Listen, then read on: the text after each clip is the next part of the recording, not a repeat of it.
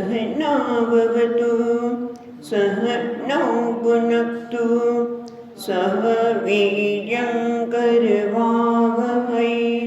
तेजस्विनावधीतमस्तु मा विद्विषावहै। ॐ शान्ति शान्ति शान्तिः। श्रुतिस्मृतिपुराणानाम् आलयं करुणालयं नमामि भगवत्पादं शङ्करं लोकशङ्करं शङ्करं शङ्कराचार्यं केशवं बादरायणं सूत्रभाष्यकृतौ वन्दे भगवन्तौ पुनः पुनः। ईश्वरो गुरुरात्मेति मूर्तिभेदविभागिने व्योमवद्व्याप्तदेहाय दक्षिणामूर्तये नमः। ॐ पार्थाय प्रतिबोधितां भगवता नारायणेन स्वयं व्यासेन ग्रथितां पुराणमुनिना मध्ये महाभारतम् अद्वैतामृतवर्षिणीं भगवतीम् अष्टादशाध्यायिनीम् अम्ब त्वामनुसन्दधामि भगवद्गीते भवद्वेषिणीम्। यं ब्रह्मा वरुणेन्द्ररुद्रमरुतः स्तुन्वन्ति दिव्यैस्तवैः वेदैः सामपदक्रमोपनिषदैः गायन्ति यं सामगाः। ध्यानावस्थिततद्गतेन मनसा पश्यन्ति यं योगिनः यस्यान्तं न विदुःसुरासुरगणाः देवाय तस्मै नमः।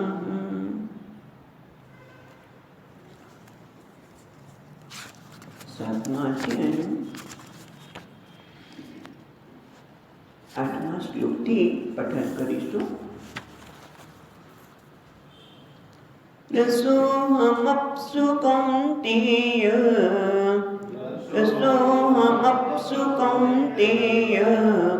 प्रभास्मि शशि सूर्ययोः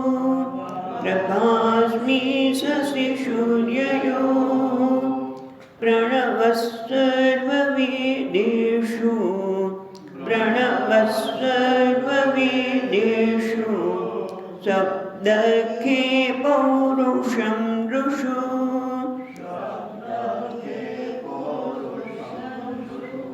पुण्यो गन्धपृथिव्यां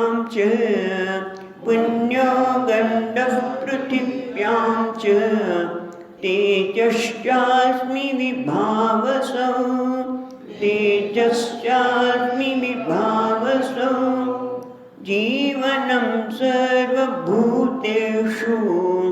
जीवनं सर्वभूतेषु तपश्चास्मि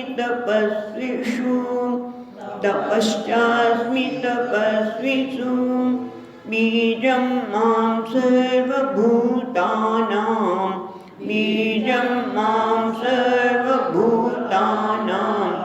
विद्धि पार्थ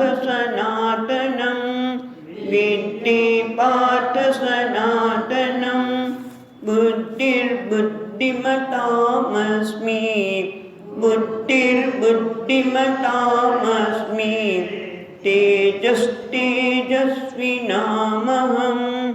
तेजस्तेजस्विनामहम्।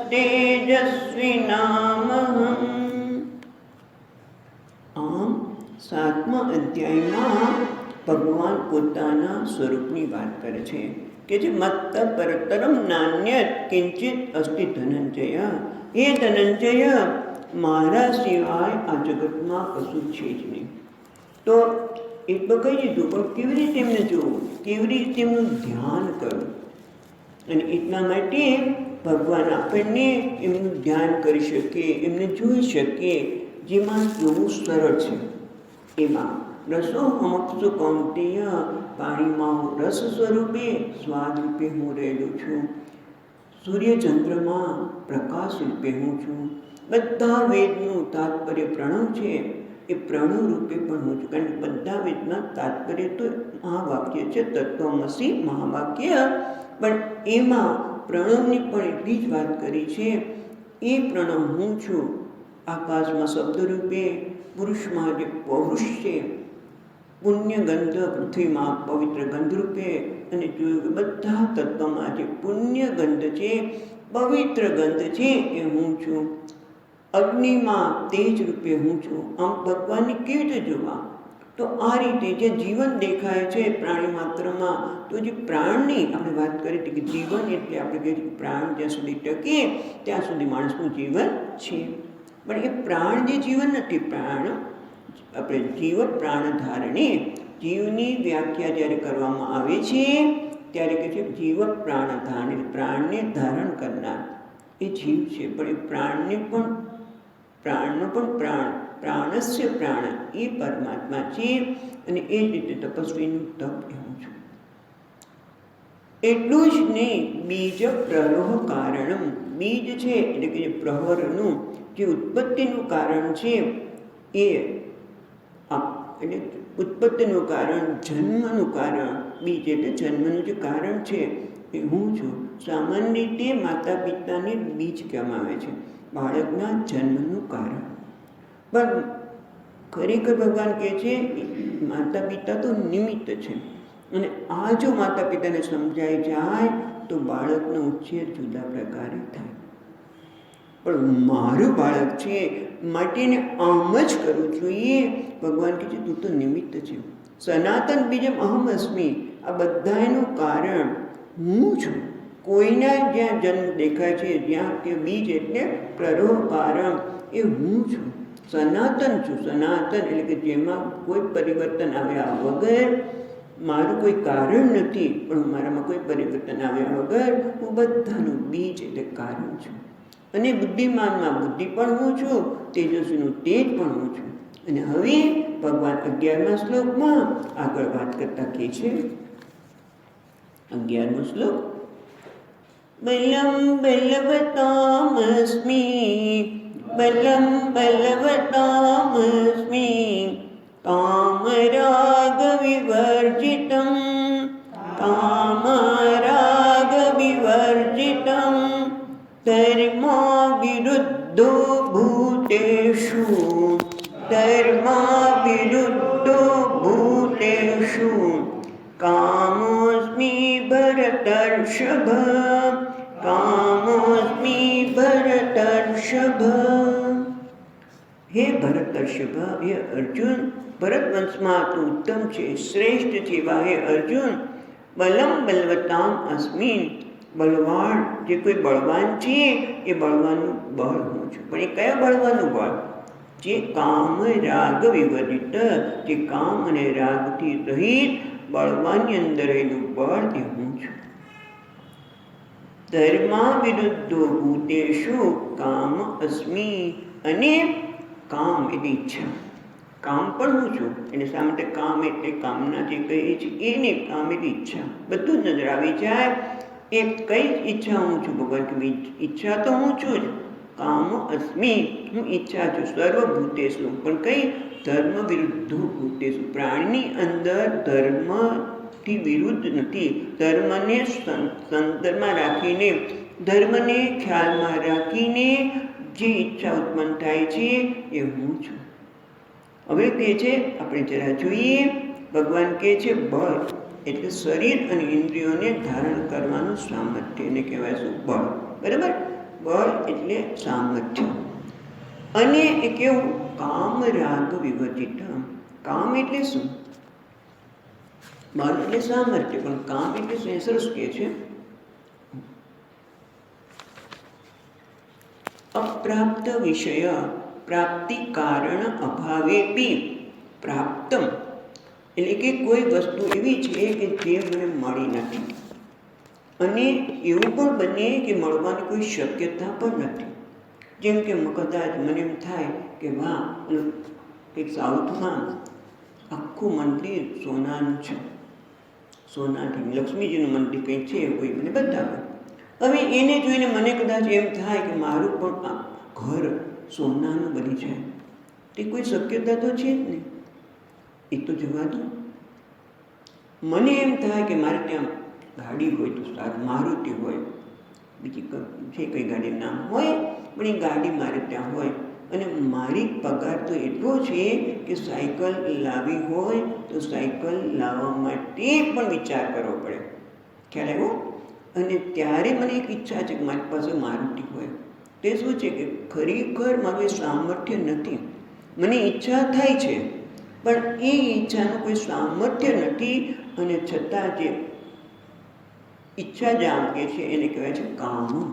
કામ એટલે કે જે વસ્તુ મારી પાસે નથી અને છતાં મને એને મેળવવાની ઈચ્છા થાય છે. એ એટલે બધી વસ્તુમાં આપણે સામર્થ્ય નથી અને છતાં જે તૃષ્ણા થાય છે અને એના કારણે એક બળ ઉત્પન્ન થાય છે. કામનું પણ એક બળ છે. જો તમને 5મા અધ્યાયનો યાદ આવતો હોય તો શ્લોક, શક્નોત્યેવ કામ શક્નોત્યેવ સોઢું કામ રાગ કામ ક્રોધ મથક ઉદ્વેગ.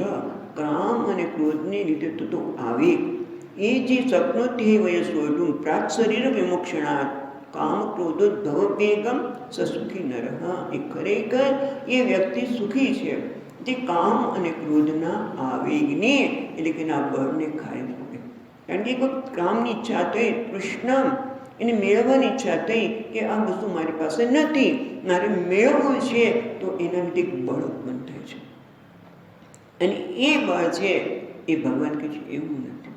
અને કામ અને રાગ, આમ તો બંને સરખા છે, કામ અને રાગ, પણ અહીંયા જ્યારે ભગવાન એમ કહે છે કે કામ રાગ વિવર્તિતમ, કામ અને રાગથી રહિત. તો પછી રાગ એટલે શું? તો કે જે પ્રાપ્ત વિષય, તમને વસ્તુ મળેલી છે અને એ વસ્તુ જાય નહીં. કોઈ વસ્તુનો સ્વભાવ અહીંયા કહે છે ક્ષય કારણે સત્યપી, કોઈ પણ વસ્તુ હોય એ ક્ષીણ થવાની છે, એ જતી જ રહેવાની છે.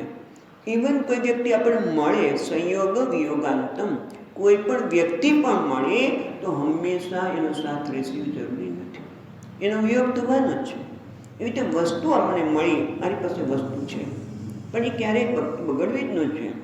એને તમે જો ઘણી વખત આવું થતું જ હોય છે, નવી નવી વસ્તુ લાવ્યા હોય પછી કોઈને અડવાનું નહીં, ઘસારો ન પડવો જોઈએ, એ લીસોટો ન પડવો જોઈએ, લીસોટો ન પડવો જોઈએ. નવી નવી થાળી હોય કે કંઈ પણ હોય, કંઈ પણ, તો એમાં કશું જ નહીં થવું જોઈએ નહીં. અને થાય તો એક બળ ઉત્પન્ન થાય. કયું બળ?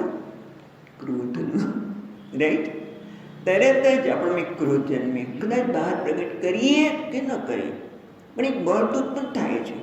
રાગના કારણે પણ જે વસ્તુ મારી પાસે છે પણ એ દૂર થવા, એ કહેવાય ને એમાં ક્ષય થવાનું છે, એમાં પરિવર્તન થવાનું છે, પણ ન ક્ષયતામ, પણ એનો ક્ષય થવો જ ન જોઈએ, એમ બદલાવવું જ ન જોઈએ. અને કહેવાય છે રાગ. રાગ એટલે રંજનાત્મકમ. એ રાગ મને મારા ઉપર એક બળ એક જાતનું બળ ઊભું કરે છે. એટલે આ કામ અને રાગ બંને કેવા છે? બળ ઉત્પન્ન કરવા. જે મારી પાસે નથી એને પ્રાપ્ત કરો, એનું નામ તૃષ્ણા, એનું નામ કામ. અને જે છે એ જતું રહે નહીં ક્યારે, એને ટકાવી રાખો. આ બંને પ્રકારનું બળ છે. જેમ કે રાવણને શૂર્પણખાએ આવીને વાત કરી કે સીતા જેવી સ્ત્રી તો તારા ઘરમાં જ પટરાણી શોભે, એ સિવાય બીજું એનું સ્થાન એ વનમાં નથી. બે વનવાસી કોઈ છે, રામ અને લક્ષ્મણ, એની પાસે સીતા છે, તારી પાસે હોવી જોઈએ. શૂર્પણખાએ વર્ણન કર્યું રામને, રાવણને, ને રાવણને સીતાને મેળવવાની ઈચ્છાથી કયો છે? કામ. અને પછી લઈ આવ્યું લંકામાં, પણ પછી એમ થયું કે કદાચ રામ આવીને લઈ જશે તો, એટલે એને ટકાવી રાખવું. એક તો મેળવવું, અપ્રાપ્તની પ્રાપ્તિ માટેનું એક બળ, અને મળ્યા પછી એ જાય નહીં, આ બધા માટે સમાન રહે છે. અને વસ્તુનો સ્વભાવ તો છે જ કે ભલે ગમે તેટલું મેળવું હોય અને ક્ષીણ થવાનું, એ જતું જ રહેવાનું, અને ન જાય એના માટે પણ એક બળ ઉત્પન્ન થાય છે. આ બંને છે ભગવાન કહે છે એવું નથી, પણ કામ રાગ વિવર્જિતમ બલમ બલવતામ અસ્મિ કામ રાગ વિવર્જિતમ, એટલે કે દેહ અને ઇન્દ્રિયને ધારણ કરવાનું બળ. આ શરીરને અહીંયા કે છે બલમ બલવતામ અસ્મિ કામ રાગ વિવર્જિતમ રાગ રંજનાત્મકમ, અને કામ એટલે અપ્રાપ્તની પ્રાપ્તિ તૃષ્ણા એ રહિત જે છે, એટલે કે દેહ ધારણ માત્ર, દેહને ધારણ કરવા માટેનું બળ, એટલે કે સાત્વિક બળનું છે. તમે ક્યાંય જવું હોય તીર્થયાત્રાએ, કેદાર જવું છે, પહાડ ઉપર ચડવાનું છે, અને એ માટે આપણે શ્રદ્ધા છે અને ભક્તિને કારણે બળ પૂર્ણ થાય છે. કદાચ શરીર સામર્થ્ય ન પણ હોય, કેદાર જતા હોય, ચામુંડા માતા ચોટીલા, આપણે અહીંયા નજીકમાં ચોટીલામાં તમે ડુંગર ચડવા જાઓ છો, બળ ચડાતું નથી પણ છતાં તમે પહોંચી જાઓ છો. કયા? સાત્વિક બળને લીધે. એ બળ કોણ છે? હું છું. ભગવાન કહે છે હું તો ચોટીલા નગર 2 મિનિટમાં ચડી ગયો. પછી કહે છે એ બળ તારું નથી, એ બળ તો ભગવાન કહે છે મારું છે. એને કે કોઈ સાત્વિક બળ કે જ્યાં મારે એમ કે ને પડકાર આવે પણ એ પડકારને હું દૂર કરી શકું. ધર્મ વિરુદ્ધ જે ધર્મને કારણે ઉત્પન્ન થયેલું બળ, જેમ કે રામચંદ્રજીએ પણ કેટલું બળનો ઉપયોગ કર્યો. રાવણને મારવો હોય, કેટલા વચ્ચે રસ્તામાં કેટલા રાક્ષસોને દંડકાવરણને રાક્ષસોના ભયથી દૂર કરવા માટે ખર દૂષણ વગેરે જેને પણ માર્યા એ ધર્મ વિરુદ્ધ છે.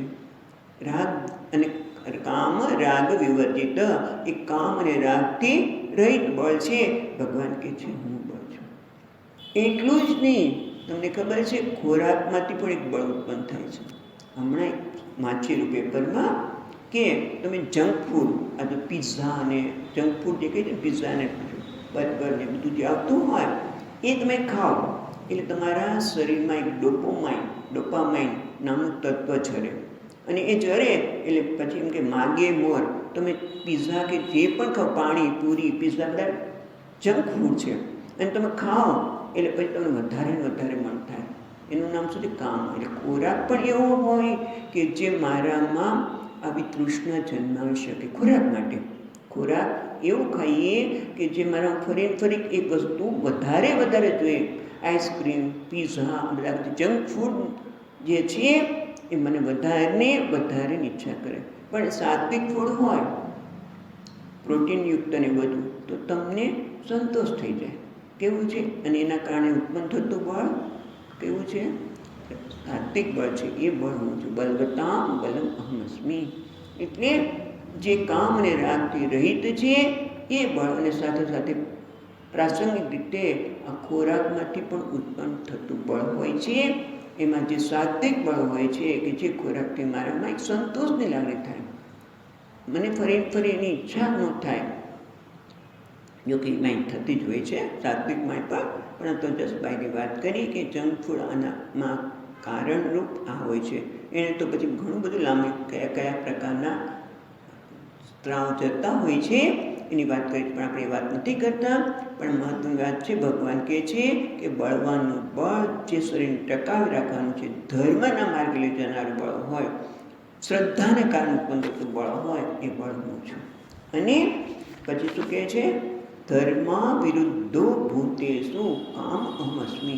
બોલો, ભગવાન શું કહે છે? કામ અહમસ્મિ. કામ એ હું છું. આપણે કામનો તિરસ્કાર નથી કરતા, ઈચ્છાઓનો તિરસ્કાર નથી કરતા. આપણા શાસ્ત્રમાં ઈચ્છા તો સ્વામીજી મહારાજ કે એ તો ભગવાનની આપેલી મહાન ભેટ છે, એટલે એનો તિરસ્કાર નથી કરતા. પણ ઈચ્છા તો જન્મે છે. ગૃહસ્થાશ્રમમાં હોય, જે વ્યક્તિ ગૃહસ્થ આશ્રમમાં પ્રવેશી છે તો જાયા મેં સ્યાત, વિત્તમ મેં સ્યાત, પુત્રમ મેં સ્યાત. જેના મને મારે ત્યાં પત્ની હોવી જોઈએ, જેથી હું ધર્મ કાર્યમાં, કારણ કે પત્ની હોય તો જ અમુક ધર્મ કાર્ય થઈ શકે. એના માટે પૈસાની જરૂર છે. તો ઈચ્છા થઈ ને, પત્નીની ઈચ્છા થઈ, પૈસાની ઈચ્છા થઈ, પછી પુત્ર હોય તો પરલોક માટે, એ પુત્ર આ લોકમાં પણ હોય તોય કામમાં છે. એટલે પુત્ર માટે પણ ઈચ્છા થાય, પત્નીની ઈચ્છા થાય, પૈસાની ઈચ્છા થાય, તે ખોટું નથી, પણ એ કયા એની પાછળ કયા પ્રકારનું ઈચ્છા છે? એ સાત્વિક છે કે બસ પોતાની કામનાની પૂર્તિ જ કરવી છે? એ બહુ મહત્વનું છે. ભગવાન કે ઈચ્છા હોવી ગૃહસ્થાશ્રમમાં બધી ઈચ્છા થઈ શકે. મહેમાન આવવાના છે તો ભાઈ મહેમાન આવે આપણે ત્યાં તો અતિથિ દેવો ભવ, તો એના માટે જે કંઈ રાખવું પડે તો ગૃહસ્થાશ્રમમાં રાખવું જ પડે, એની ઈચ્છા કરવી જ પડે, એની પ્રાપ્તિ કરવી પડે. એ ઈચ્છા સાત્વિક છે, એ તામસિક નથી. અને આપણને 14મા અધ્યાયમાં ભગવાન કહેવાના જ છે કે જ્ઞાન અને સુખ માટેની ઈચ્છા છે એ સાત્વિક છે. પ્રવૃત્તિ, લોભ, પ્રારંભ, પ્રવૃત્તિ, લોભ, આ બધી ઈચ્છા રાજસ છે. રાજસિક, તામસિક એ સંસ્કૃત શબ્દ નથી. એ રાજસ ઈચ્છા છે. અને મોહ, આળસ, પ્રમાદ એ તામસના કારણે ઉત્પન્ન થતી ઈચ્છા છે. પણ ભગવાન કહે છે હું કઈ ઈચ્છા છું? હું કઈ છું? ધર્મ વિરુદ્ધ, ધર્મને અવિરુદ્ધ હોય, ધર્મને ખ્યાલમાં રાખીને જે રજોગુણ અને તમોગુણવાળી નહીં પણ ધર્મને અનુરૂપ હોય એવી ઈચ્છા રૂપે હું રહેલો છું. એટલે કહે છે શાસ્ત્ર અનુભૂત, શાસ્ત્ર અનુભૂત પુત્ર અને પત્નીની કે વિત્તની અભિચ્છા થાય તેમાં જરાય ખોટું નથી. ભૂખ અને તરસ છીપવાની ઈચ્છા થાય તો પણ ખોટું નથી. પણ મને ભૂખ ને તરસ, મને ભૂખ લાગે છે માટે આ જ જોઈ એ પ્રકારની જે કામની ઈચ્છા છે એ નહીં. પણ કામ રાગથી રહિત એમ પણ કહી શકાય. પણ અહીંયા ભગવાન કામ રાગની બદલે, કારણ કે આગળ કહી દીધું બળ માટે, એટલે અહીંયા કહે છે ધર્મથી અવિરુદ્ધ જે છે એ હું છું. એટલે આમ તમે જુઓ તો ભગવાને શું કીધું? બુદ્ધિમાનની બુદ્ધિ હું છું, બુદ્ધિ અને તેજ હું છું, એટલે જ્ઞાન શક્તિ હું છું. પછી બલમતામસ્મી, બળવાનું બળ છે એટલે ક્રિયાશક્તિ હું છું. અને હમણાં શું કીધું છે? એટલે કામ, બરાબર? એટલે ઈચ્છા શક્તિ, એટલે ટૂંકમાં મનુષ્યની અંદર જ્ઞાન શક્તિ, ઈચ્છા શક્તિ અને ક્રિયાશક્તિ રૂપે પણ ભગવાન કહે છે હું છું. હા, ભગવાન તમે સારી સારી વસ્તુ હું છું કહી દીધું. ભગવાને શું કીધું? મત્ત પરતમ નાન્ય કિંચિત અસ્તિ ધનંજય. એ ધનંજય મારા સિવાય બીજું કશું છે જ નહીં. અને હવે જ્યારે તમે વાતો કરો છો ત્યારે બળવાનું બળ છું, પાણીમાં રસરૂપ છું, આ બધા સારી સારી વસ્તુ તમે છો. તો પછી જે અધર્મ છે, તૃષ્ણા છે, એ બધું તમે નહીં ને? એટલે તમે તો ખરા છો. પહેલાં કે બધું હું છું અને પછી કે હું આ નહીં. અને કેટલાક ધર્મમાં એવું પણ માને છે કે ભગવાન ઈશ્વર છે એ કેવા છે? જે પવિત્ર વસ્તુ છે એ બધું ભગવાન છે ક્રિશ્ચન ધર્મમાં. શા માટે? અને જે અપવિત્ર છે એ શેતાન છે.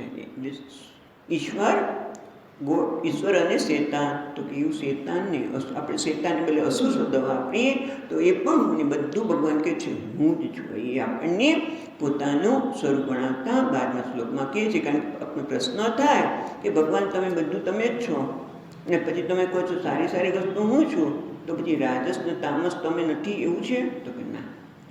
એટલા માટે 12મા શ્લોકમાં કહે છે, 12મો શ્લોક જોઈએ. એ ચૈવ સાત્વિકા ભાવાઃ, એ ચૈવ સાત્વિકા ભાવાઃ, રાજસસ્તામસાશ્ચ એ, રાજસસ્તામસાશ્ચ એ, મત્ત એવેતિ તાન વિદ્ધિ, મત્ત એવેતિ તાન વિદ્ધિ, નત્વહં તેષુ તે મયી, નત્વહં તેષુ તે મયી. ને ભગવાન કહે છે એ ચૈવ સાત્વિકા ભાવાઃ, ભાવાઃ એટલે પદાર્થઃ. જે કંઈ સાત્વમાંથી ઉત્પન્ન થયેલા પદાર્થો, જે કંઈ સત્વમાંથી ઉત્પન્ન થયેલા પદાર્થો, રાજસાહ, તામસાહ, ભાવાહ બધામાં આવી જાય. એટલે સત્વગુણમાંથી ઉત્પન્ન થયેલા ભાવ અથવા તો મનની વૃત્તિઓ, રજોગુણ અને એમાંથી ઉત્પન્ન થયેલા પદાર્થો, તમોગુણમાંથી ઉત્પન્ન થયેલા પદાર્થો, મત્ત એવ વિદ્ધિ. બીજી રીતિમાં કહે છે મત્ત એવ ઇતિ તાન વિદ્ધિ, આ બધા જ ભાવો, આ બધા પદાર્થો છે. એટલે કે જગતમાં તમે જે કંઈ જો એ તો કાં તો સત્વગુણમાંથી નિર્મિત હોય, કાં તો તમોગુણમાંથી અથવા તો રજોગુણમાંથી. એ બધા જ મારામાંથી ઉત્પન્ન થાય. મત્ત એવો હું જે છું, મત્ત એવો તાન વિદ્ધિ, બધા જ મારા લીધે છે. પણ પછી તરત શું કહે છે ભગવાન? જો ન ત્વહમ તેષુ તે મયી, ન ત્વમ, ન ત્વહમ છે ને, ન તું અહમ, પણ હું એ નથી. તેષુ તે મયી, પણ તે બધા જ મારામાં છે. એટલે આ બહુ મહત્વનું છેલ્લું જે ચરણ છે એ સમજવાનું મહત્વનું છે. પહેલાં તો ભગવાન શું કહે છે કે આ બધા જ ભાવ, સાત્વિક, રાજસ અને તામસ, જે આપણે હમણાં જ કીધું કે ચોદના તેમ બધા ભાવની વાત કરવાના છે. આ બધા જ પદાર્થો, જે કોઈ સાત્વિક પદાર્થો હોય, રજોગુણી પદાર્થો હોય કે તમોગુણી જગતના એ પદાર્થો હોય. અને દેવતા પણ આવી ગયા, કારણ કે જગતનું સર્જનમાં દેવતા પણ આ જગતનું સર્જન કર્યા છે. કોણ? સત્વગુણનો આધાર લઈને વિષ્ણુ ભગવાન આ જગતનું સર્જન કરે છે. રજોગુણનો આધાર લઈને બ્રહ્માજી રજોગુણ લઈને સર્જન કરે, વિષ્ણુ ભગવાન સત્વગુણ આધાર એનું પાલન કરે, આગળ પછી પાલન કરે, અને તમોગુણને આધારે શિવજી એનો સંહાર કરે. એટલે બધા દેવતા પણ આવી ગયા અને બધી અવસ્થા પણ.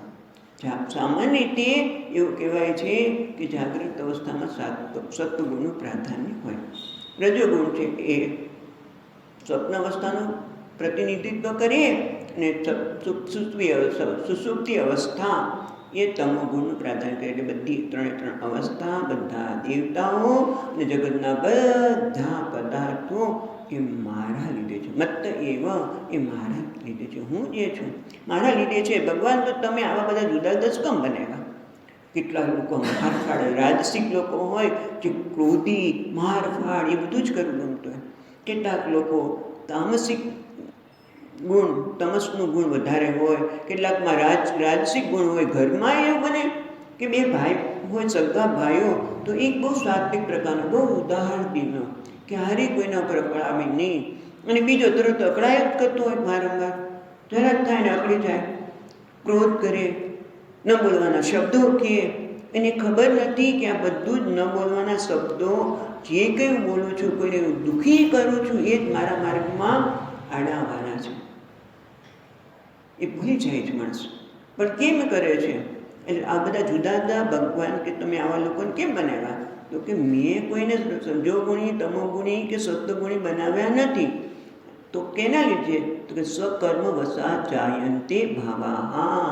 આ જગતમાં જે કંઈ પદાર્થો બન્યા, તમે અમુકને સત્વગુણી બનાવ્યા, એકને રજોગુણી બનાવ્યા, અસુરો બનાવ્યા, રાક્ષસો બનાવ્યા, અને કેટલાક એકદમ દેવતા જેવા હોય છે લોકો.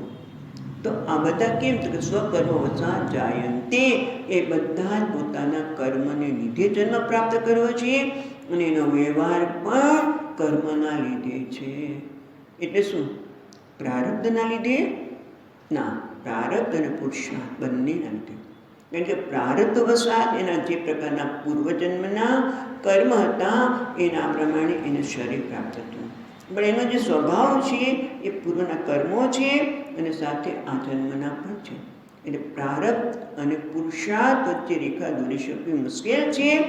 પણ મહત્વનું એ છે કે બધા સ્વકર્મ વસા જાયંતે ભાવાહા, તાન મત્ત એવ, એ મારામાંથી જ ઉત્પન્ન થયેલા છે. પણ સાથે સાથે ભાવ કેવા છે? તો અનિત્ય વિદ્ધિ રામ સર્વાન, એ બધા જ ભાવો, આ પદાર્થો એમના કર્મના કારણે છે. મેં કોઈને બનાવવા નથી ભાઈ, કે કોઈને રાજસિક બનાવું, કોઈને સાત્વિક બનાવું. એ એના કર્મને લીધે બનેલા છે, ભગવાન કહે છે. પણ એ કેવા છે? અનિત્યાન, એ કેવા છે? મર્યાદિત છે, દેશકાળને લીધે બનેલા છે. પણ એ બધા સર્વાન મત્ત એવ, એ મારા લીધે છે. ઓહો ભગવાન, જો તમારા લીધે હોય, તમે જ હો, તો તમે પણ દેશકાળ, જે બધા પદાર્થો છે એ તો દેશકાળમાંથી મર્યાદિત છે. દરેક પદાર્થમાં કાળને અધીન છે, દેશને અધીન છે. અહીંયા હોય તો બીજે ન હોય, બરાબર? અને કાયમ રહેતા નથી.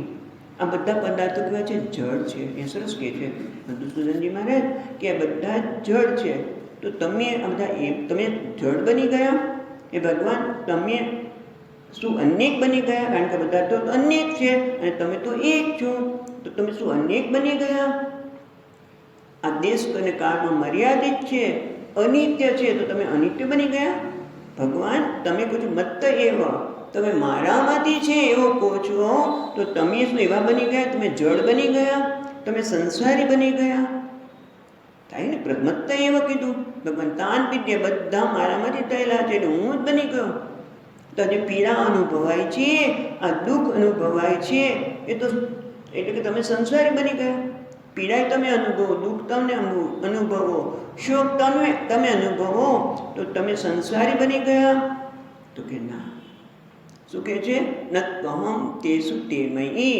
એના માટે સરસ બ્રહ્મસૂત્રમાં વાત કરે છે. તદ અનન્યત્વાદ આરંભણ શ્રુત્યા. શ્રુતિ એટલે કે ઉપનિષદમાં કહ્યું છે તદ અનન્યત્વાદ. અનન્ય એટલે તદ વ્યતિરેકેણ અભાવાત. અનન્યનો શબ્દ બહુ સુંદર છે. અનન્ય. અનન્ય એટલે આપણે બીજું નહીં તે ના, એવું નહીં. તદ વ્યતિરેકેણ અભાવાત. જેના વગર એ વસ્તુ રહી શકે નહીં. જેમ કે આપણે અહીંયા 2-3 ઘડા છે. એક ઘડામાં ગંગાજળ ભર્યું એટલે આપણે કે સાત્વિક, બરાબર. એક ઘડામાં ગંગાજળ છે, બીજામાં ચૂનો ભર્યો છે એટલે કે રજોગુણી છે, અને ત્રીજાને આપણે તુકદાની તરીકે ઉપયોગ કરતા હોય. 3 ઘડા છે. માટી શું કહે છે? આમ જોઈએ તો કે આ ઘડો સાત્વિક છે, આ ઘડો રાજસિક છે અને આ ઘડો તામસિક છે. એટલે કે એમાં રજોગુણનું પ્રાધાન્ય છે, સત્વગુણનું પ્રાધાન્ય છે. એટલે આપણે એને પ્રાધાન્યને આપણે રાજસિક, તામસિક કે સાત્વિક કહીએ. પણ ઘડો કહે છે, ઘડો બધા કે, પણ માટી શું કહે છે? આ બધા ભલે ભાવા હોય, બધા મારામાંથી ઉત્પન્ન થયેલા છે. રાજસિક ઘડો કહો, તામસિક કહો કે સાત્વિક કહો, પણ હું બધા મારા લીધે છે, પણ આમાંનું એક પણ મને સ્પર્શતો નથી. હું સાત્વિક, રાજસિક કે તામસિક નથી, એટલે કે હું સંસારી નથી. એટલે ભગવાન પણ કહે છે કે આ 3 ગુણો છે એ ભલે મારામાંથી ઉત્પન્ન થતા હોય, પણ મારો આ જગત સાથેનો સંબંધ શું છે? જેમ માટી એ બદલાઈને ઘડા બની ગયા, એ રીતે માટી ઘડો બની ગઈ. એટલે કે દ્રષ્ટાંત શું આપીએ છીએ? માટી ઘડો બની ગઈ, એમાં પરિવર્તન આવ્યું અને ઘડ બધે જ માટી છે અને માટી ઉપાદાન કારણ છે. એમ ભગવાન પણ કહે છે. આ મત શું કહે છે? અહમ કૃષ્ણસ્ય જગત પ્રભવ પ્રલયસ તથા. આગળ કીધું ને ભગવાને, અહમ કૃષ્ણસ્ય જગત. આ બધા જગતનું મારામાંથી ઉત્પન્ન થયેલા છે અને મારામાં જ નહીં પામે છે. હું બધામાં, પણ કેવા છે? તદ અનન્યતા. એ બધા મારામાં છે, એટલે કે મારા સિવાય અનન્યતાને તદ વ્યતિરેકેણ અભાવ. આ જગતના પદાર્થો જે કંઈ છે એ મારા વગર હોઈ શકે નહીં. તમે જગતની અંદર હોવા પણ, ભાસવા પણ એ લઈ લો તો જગતમાંથી વસ્તુ રહે નહીં. જેમ માટી લઈ લે તો ઘડાનું અસ્તિત્વ નથી, એમ જગતના પદાર્થમાંથી હોવા પણ, આ ટેબલમાંથી હોવા પણ લઈ લે તો ટેબલ ન રહે. ટેબલ છે માંથી છે લઈ લો તો હોવા પણ, ભાસવા પણ. જગતની અંદરથી આનંદ અને પ્રેમ લઈ લો છો, બીજુંનો ખ્યાલ આવે તો કાંઈ નહીં, પણ હોવા પણ ભાસતું પણ લઈ લઈએ તો વ્યક્તિ વસ્તુ રહે નહીં. એ રીતે આ તો સમજાયું છે કે જગતમાંથી આનંદ કે પ્રેમને લઈ લો તે વસ્તુ કે વ્યક્તિનું અસ્તિત્વ રહે ખરું? આનંદ અને પ્રેમ લઈ લો તો માણસને જીવવાનું જ ન ગમે. આનંદ અને પ્રેમ, હોવાપણું, ભાસવાપણું અને આ અસ્થિ ભાતિની પ્રિય દરેક નામરૂપમાં છે એ મારા લીધે છે. ભગવાન કહે છે પણ એ નામરૂપ જે છે એ નામરૂપમાં હું મર્યાદિત થતો નથી. મારો સંબંધ કેવો છે? જગત સાથેનો.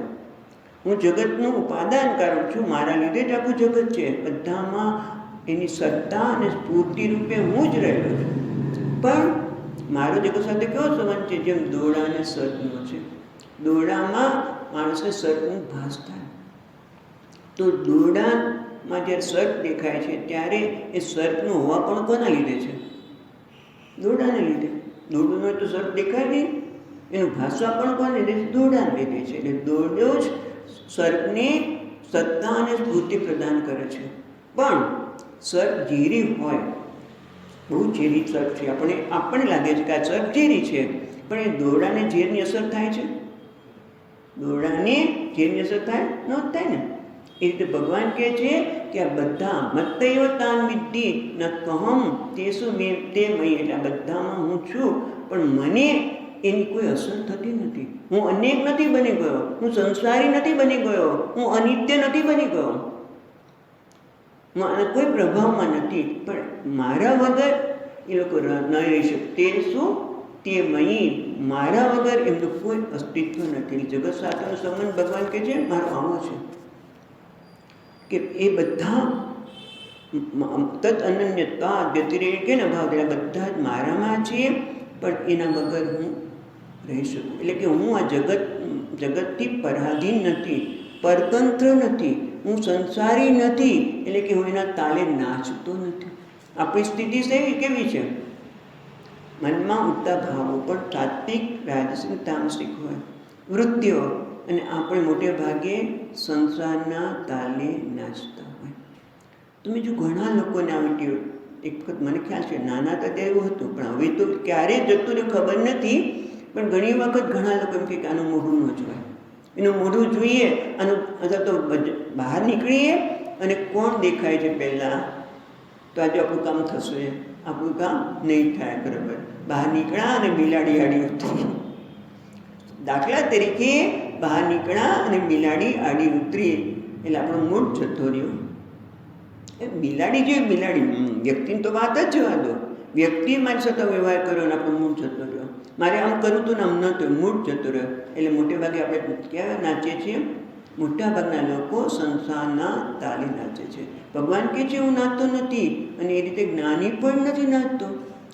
જેને આ જ્ઞાન થઈ જાય કે હું આ બધામાં છું, પણ છતાં હું એ બધાથી પરાધીન નથી, હું એનાથી અસંગ છું. જે માટી ભલે ઘડામાં જે કંઈ હોય, પણ માટી ઘડામાં રહેલી પદાર્થની સાથે એને કોઈ લેવા દેવા નથી. એ રીતે દુઃખેશુ અનુદ્વિગ્ન મનઃ સુખેશુ વિગતસ્પૃહ વીતરાગ ભયક્રોધ.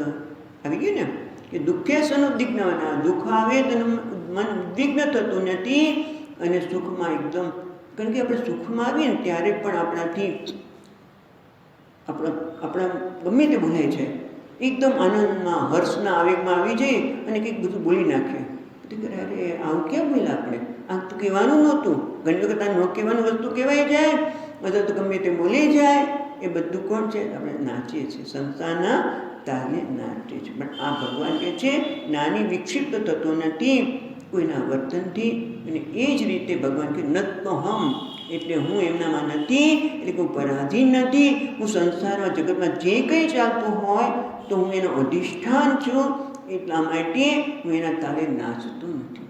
હું અધિષ્ઠાન છું. આ બધું મારા પર અધ્યારોપિત છે, પણ છતાં આ જગતના કોઈ વસ્તુ મારા વગર રહી શકે નહીં. તે શું? તે મહી નત્મહમ, હું એનામાં નથી, પણ એ બધા મારા ઉપર આધારિત છે. એટલે અહીંયા તમે જુઓ કે આ શ્લોકમાં ભગવાને પોતાના સગુણની પણ નિર્ગુણ સ્વરૂપની વાત કરી હતી કે બધા જ ભાવો મારા લીધે છે, પણ હું એનાથી મર્યાદિત નથી, એના પરાધીન નથી, પણ મારા વગર એ લોકો રહી શકે નહીં.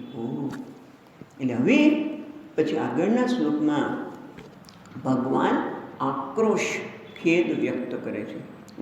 એવું શંકરાચાર્ય મહારાજ એ બતાવે છે. એના આગળના શ્લોકના પ્રારંભમાં ભગવાન શંકરાચાર્ય કહે છે કે એવં ભૂતમ અપી પરમેશ્વરમ નિત્ય શુદ્ધ બુદ્ધ મુક્ત સ્વભાવ સર્વભૂતાનાં નિર્ગુણ સંસાર દોષ પ્રદઃ કારણમ મામ ન અભિજાનાતિ જગત ઇતિ અનુક્રોશમ ભગવત્યા. અહીંયા શંકરાચાર્યને ભગવાનની આ શ્લોકમાં અનુક્રોશ કરતા, એટલે ખેદ વ્યક્ત કરતા લાગે છે. એટલે મને આજ સવારે જ થયું કે ભગવાનને પણ એમ થાય કે હું આવો છું અને છતાં લોકો મને જાણતા નથી. એટલે અનુક્રોશ, ખેદ વ્યક્ત કરે છે. તો મને સવારે મને પણ કોઈની વાત કરતી હતી ત્યારે અનુક્રોશ, ખેદ વ્યક્ત થઈ ગયો કે તમે બધા સાંભળો તો છો ને, જે લોકો મારી સાથે જોડાયેલા છે જેને મારા માટે આદર છે એના માટે તમે લોકો નથી આવી શકતા, તો યુટ્યુબ પર આ પ્રવચન ખાલી ભગવદ્ ગીતાના મૂકું છું, તમે સાંભળો છો કે નહીં? કારણ કે એટલી મહેનત કરું છું. ઘણી વખત તો તમને ખબર નથી કે આ પ્રવચનને વિડીયોમાં કન્વર્ટ કરવાનું અને પછી ડાઉનલોડ કરીને અપલોડ કેવું, નવા શબ્દો છે, ટેકનિકલ શબ્દો છે, પણ એ બંને કરતાં ઘણી વખત તો રાતના 11 વાગે થાય, ત્યાં સુધી થાય નહીં. પછી 11 વાગે ફટાફટ થાય, 11, 11:30 બધું ફટાફટ થાય. 3 કલાકથી થતું ન હોય થાય, પણ જાગીને એ જ્યાં સુધી અપલોડ ન થાય ત્યાં સુધી મૂકીએ નહીં. અને પછી કોઈ સાંભળવાળું બધું વધારે લોકો ન હોય ત્યારે ઘણી વખત આક્રોશ થઈ જાય કે આપણે આટલી મહેનત કરીએ છીએ, બધાને આદર છે, બધાને પ્રેમ છે સ્વામીજી માટે, અને પાછું એ પોતાની વાત તો કરતા જ નથી. એ તો પરંપરા આવા મહાન મહાત્માઓના પાસે રહીને જ્ઞાન પ્રાપ્ત કર્યું છે. મહાત્માનું નામ દેવાનું ન ગમે ગુરુ મહારાજનું, પણ એમની પાસે લઈને બેઠું, અને એ વસ્તુ આપણે શંકરાચાર્યની કહીએ છીએ, અને છતાં લોકોનો સાંભળતા તો આક્રોશ થાય. એટલે બધું ભગવાનને પણ આક્રોશ થાય છે, તો આપણને એવું ભગવાન એટલે શંકરાચાર્ય મહારાજ એમ કહે છે કે ભગવાન આક્રોશથી, ભગવાન ખેદ વ્યક્ત કરે છે. એટલે આપણે કદાચ ક્યારેક ખેદ થાય તો ખોટું નથી, કારણ કે સાત્વિક ખેદ છે એવું પણ કહી શકાય. અહીં શું છે તો એ સરસ કહે છે, એવમ ભૂતમ અપી, હું આવો છું. પરમેશ્વર કેવા છે? એવમ ભૂતમ અપી, પરમેશ્વર આ પ્રકારના પરમેશ્વર કેવા છે? નિત્ય શુદ્ધ. ભગવાન કેવા છે? હંમેશા શુદ્ધ. એટલે કે અશુદ્ધિ એમને સ્પર્શી શકતી નથી, કારણ કે વસ્તુમાં અશુદ્ધ બને તો એ શુદ્ધ રહી શકે નહીં. કોઈ વસ્તુ શુદ્ધ છે પણ એમાં કંઈક વસ્તુ પડી ગઈ તો કંઈ હવે અશુદ્ધ થઈ, હવે ભગવાને ન અપાય. આપણે ઘણી વખત એવું કહેતા હોય છે કે આ કોઈ વ્યક્તિ કંઈક અંદર નાખાઈ ગયું, કંઈક થયું, ભાઈ હવે ભગવાનને અપાય નહીં, અશુદ્ધ થઈ ગઈ. પણ આ ભગવાન કહે છે નિત્ય શુદ્ધ, એટલે ક્યારે અશુદ્ધ આવતી નથી, એટલે કે એ કાળના પ્રભાવમાં આવતા નથી. ભગવાન કહે છે નિત્ય શુદ્ધ, કાળના પ્રભાવમાં આવતા નથી. અને પ્રભાવ આવતા એટલે કઈ વસ્તુને સ્પર્શતી નથી, એમને કઈ વસ્તુ સ્પર્શતી નથી. જો શિવજી માટે પણ આવું કહેવાય છે, ચિતા ભસ્મ લેપ. ભગવાન શિવજી એમના શરીર પર કેવું એક કે બધી કહે છે અશુદ્ધ વસ્તુને જ ધારણ કરે છે. શિવજી શરીર ઉપર ભસ્મ, સ્મશાની ભસ્મ, સર્પની માળા, ખોપડીની માળા, પછી આજુબાજુ એમના સંગમાં કોણ છે તો ભૂત પ્રેત પિશાચ બધા એવા કે આપણે જોવા. જ્યારે રામાયણમાં એનું વર્ણન, શિવજીના વિવાહનું વર્ણન સાંભળતા હોઈએ, અને જે બધા એની સાથે છે એમનું એ લોકો કેવા દેખાય છે, તો આપણને એમ થાય કે આવું.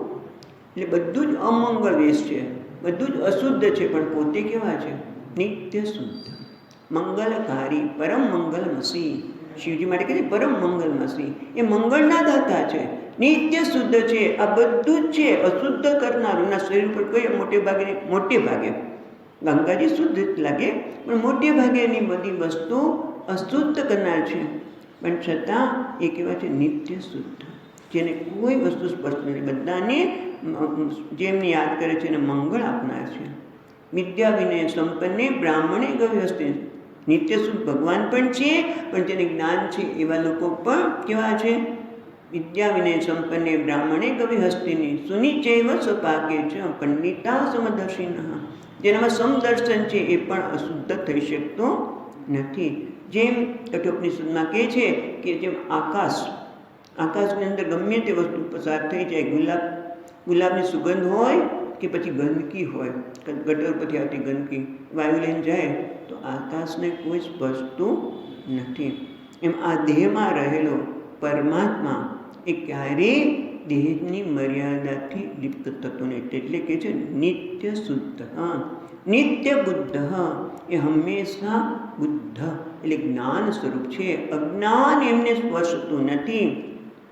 નિત્ય શુદ્ધ, નિત્ય બુદ્ધ, નિત્ય મુક્ત. એ હંમેશા મુક્ત છે, એ ક્યારે બંધનમાં બંધાયો નથી, એટલે કે સંસારી નથી. નિત્ય મુક્ત, બધા નિત્ય શુદ્ધ, નિત્ય બુદ્ધ, નિત્ય મુક્ત, એ મુક્ત છે. અને સર્વભૂતાનામ, બધા જ પ્રાણી માત્રનો આત્મા છે. એટલે ભગવાન કહે છે હું ક્યાંય દૂર નથી ગયો અર્જુન, તારો આત્મા છું. હું ખાલી સ્વામીજી ઘણી વખત વાત કરીએ કે ભગવાને સૃષ્ટિનું સર્જન કર્યું અને પછી ક્યાંક જતા રહે, એવું નથી. બેબી સીટર આજના કાલ શું, બાળકનો જન્મ થાય પણ માતા અને પિતાને બંને નોકરી કરવાની હોય એટલે ઉછેર કરી બીજે ક્યાંક મોટું થતું બાળક, ક્યાંક બીજે મોટું થતું હોય તો કે ના, હું સર્વભૂતાનમ આત્માને, હું જરાય નથી, દૂર નથી, એની કાળજી કરનાર પણ હું છું. નિત્ય શુદ્ધ નિત્ય બુદ્ધ નિર્ગુણમ સંસાર દોષ બીજ પ્રદહ કારણ. આપણે વાક્ય શબ્દ છે આવતીકાલે જોશું. પણ ભગવાન કહે છે આવો હું હોવા છતાં પણ ભગવાન કહે છે મને કોઈ જાણતો નથી. કેમ નથી જાણતા? એ આપણને આવા ભગવાન હોવા છતાં પણ જે સર્વભૂતાત્મા, એનાથી ભગવાન કહે છે ક્યારેય તારાથી દૂર નથી અને આટલો નિત્ય શુદ્ધ, મને ક્યારે અશુદ્ધિ સ્પર્શે નહીં, મને અજ્ઞાન સ્પર્શે નહીં, મને હંમેશા મુક્ત છું અને છતાં પણ મને કોઈ જાણતું નથી. તો એનું કારણ શું છે એ પણ બતાવશે. અને એક સરસ શબ્દ શંકરાચાર્ય મહારાજે વાપર્યો છે, સંસાર દોષ બીજ પ્રદહ કારણ. બહુ સુંદર શબ્દ છે કે જે સંસારના દોષના કારણને પણ બાળી નાખનાર છે. કેવી રીતે એ વસ્તુ આપણે આવતીકાલે જોઈશું. ઓમ પૂર્ણમદ પૂર્ણમિદં પૂર્ણાત પૂર્ણમુદચ્યતે પૂર્ણસ્ય પૂર્ણમાદાય પૂર્ણમેવાવશિષ્યતે. ઓમ શાંતિ શાંતિ શાંતિ.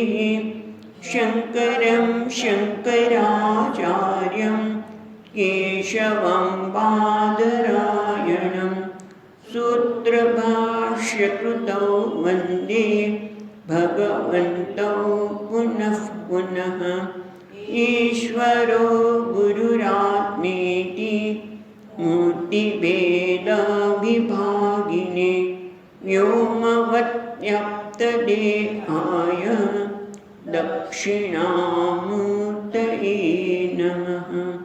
ॐ शान्ति शान्ति शान्ति. हरिः ॐ श्री गुरुभ्यो नमः. हरिः ॐ.